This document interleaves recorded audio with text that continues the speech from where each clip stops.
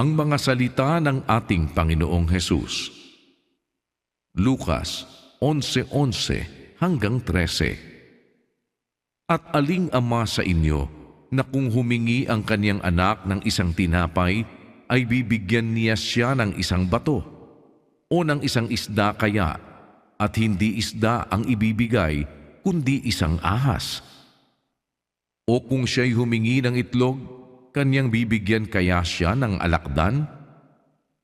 Kung kayo nga, bagaman masasama, ay marurunong mangagbigay ng mabubuting kaloob sa inyong mga anak, gaano pa kaya ang inyong Ama sa kalangitan na magbibigay ng Espiritu Santo sa nagsisihingi sa Kanya?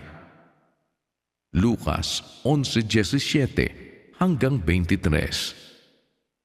Datapwat siya na nakatataho ng mga pag-iisip nila. Sa kanila'y sinabi, ang bawat kahariang nagkakabahabahagi laban sa kanyang sarili ay magkakawatak-watak, at ang sangbahayan na nagkakabahabahagi laban sa sangbahayan ay nagigiba. At kung si Satanas naman ay nagkakabahabahagi laban sa kanyang sarili, paanong mananatili ang kanyang kaharian? Sapagkat sinasabi ninyong sa pamamagitan ni Beelzebub, nagpapalabas ako ng mga demonyo.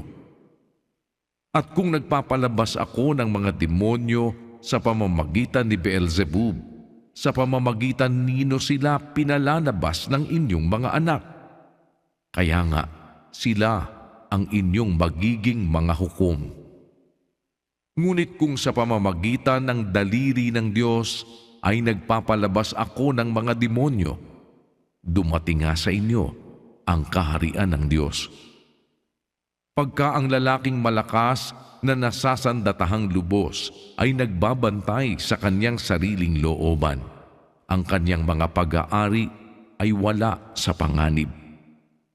Datapwat kung siya'y datna ng ibang lalong malakas kaysa kanya, at siya'y matalo, ay kukunin nito sa kanya ang lahat ng kanyang sandata na kanyang inaasahan, at ipamamahagi ang mga nasamsam sa kanya. Ang hindi sumasa akin ay laban sa akin, at ang hindi nag-iimpok na kasama ko ay nagsasambulat.